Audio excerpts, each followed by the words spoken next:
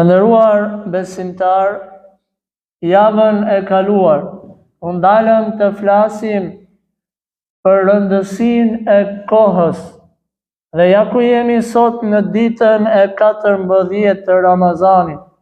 Shumë shpejt kaluan orët dhe ditët, po arrim pothuajse në mesin e një muaji i cili është muaj i veçuar. Është muaj i veçantë të cilin e ka bërë Zoti të tillë. Në këtë muaj Allahu i lartësuar i hap dyert e xhennetit, prandaj të nxitoj gjithsecili prej nesh të fitoj xhennetin e Zotit të tij. Është muaji i Ramazanit, muaji i madh dhe i bekuar. Janë ditë dhe net, janë çaste, minuta dhe orë të cilat nuk kthehen më. Askush prej nesh nuk e ka të sigurt që do ta mbaroj këtë Ramazan dhe që do ta arrijë Ramazanin tjetër. Prandaj secili prej nesh le të nxitoj në kryerjen e sa më shumë punëve të mira.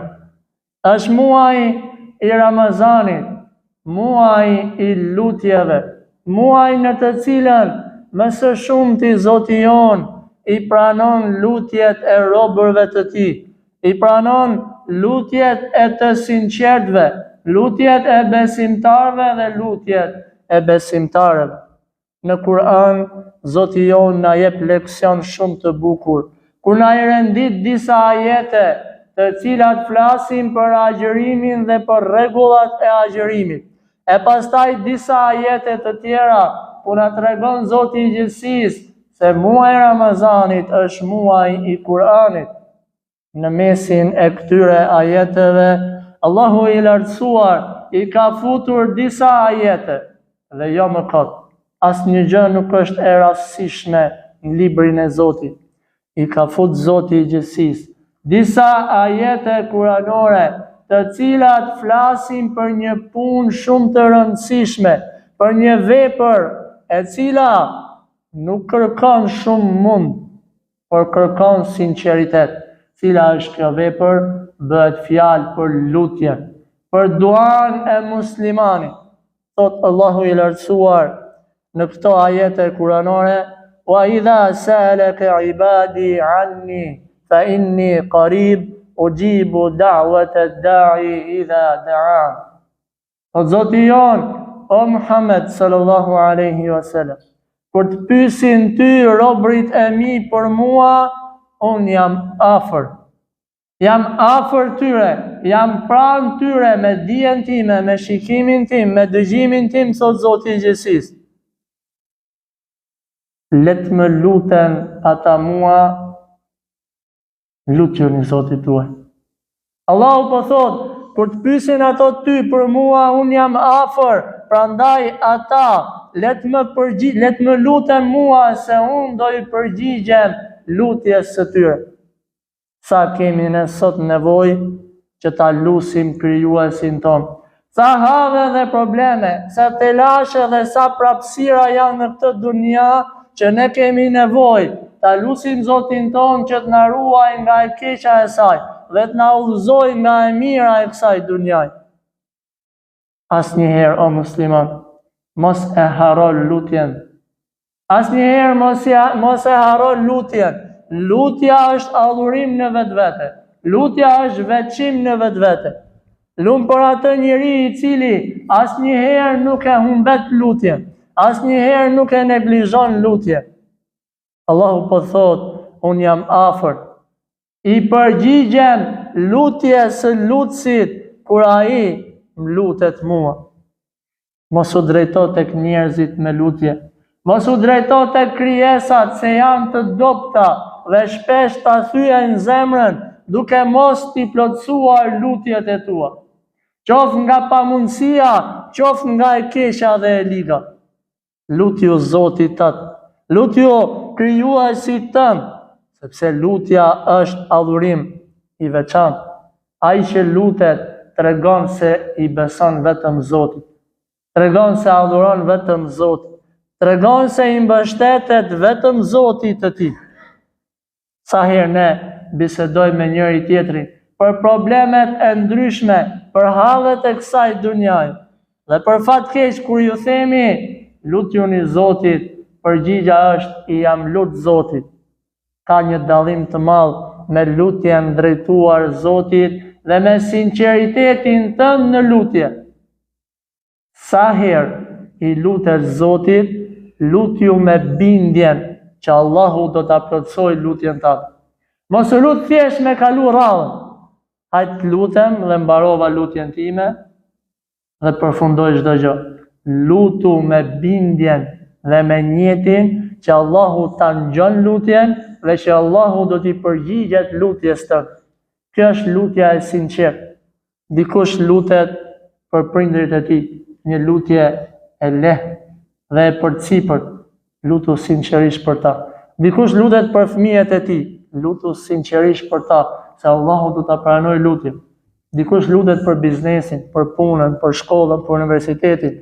Dikush lutet që Zoti ta begatojë me fëmijë. Lutu sinqerisht. Asnjëherë mos e harro se Zoti i përgjigjet lutjes tënde. Lutju ti Zotit sinqerisht, Allahu do t'i hapi dyert e mëshirës. Lutu e sidomos kur je me agjërim, sidomos kur je në Ramazan, në kohën e syfyrit, para se ta çelës, ndërmjet ezanit dhe ikametit, bëj lutje. Mos u merr me llafet kota. Janë minuta shumë të vlefshme. Janë minuta të shtesë. Andaj lutju Zotit sinqerisht. Pejgamberi alayhis salam na përmend 3 grupe njerëzish. 3 kategori të njerëzve të cilëve Zoti nuk ja kthen lutjen mbrapsht.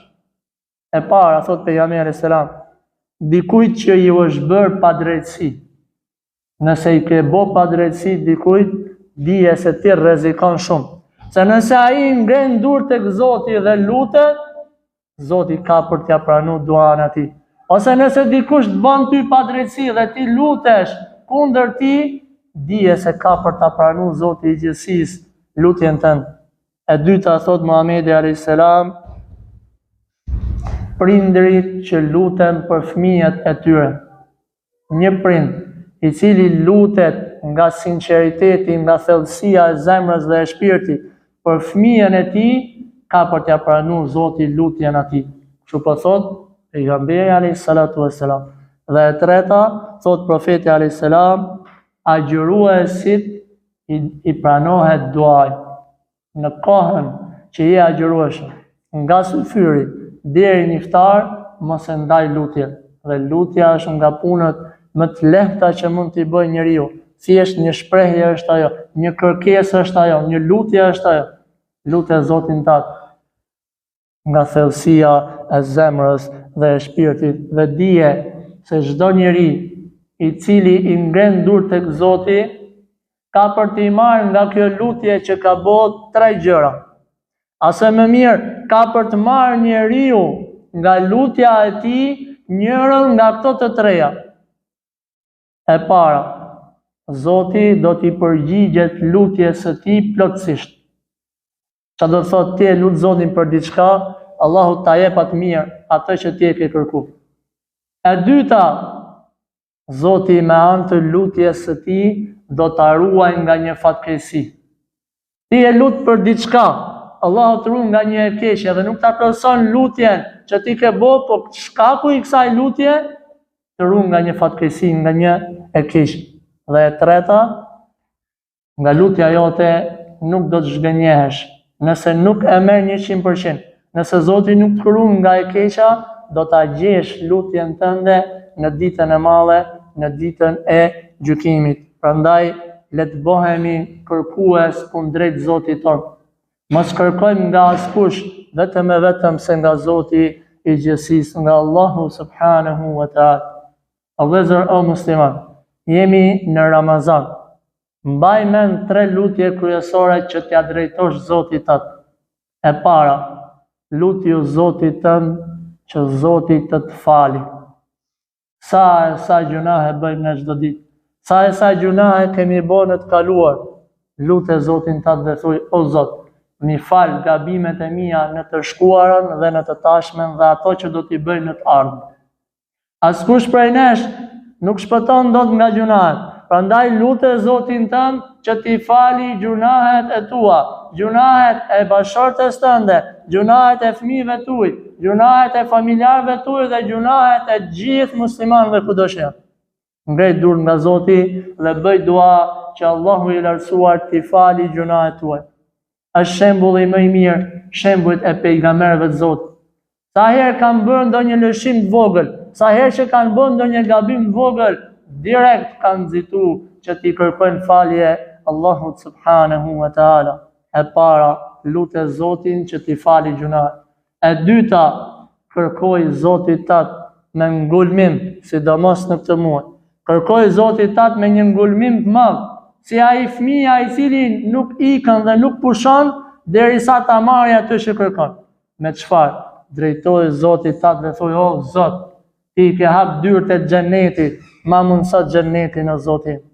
Lutë Zotin tat ti edhe unë që ta japi xhenetin e tij, mrekullitë e xhenetit, bukuritë e xhenetit, përjetësia e xhenetit është diçka e cila është e përjetshme.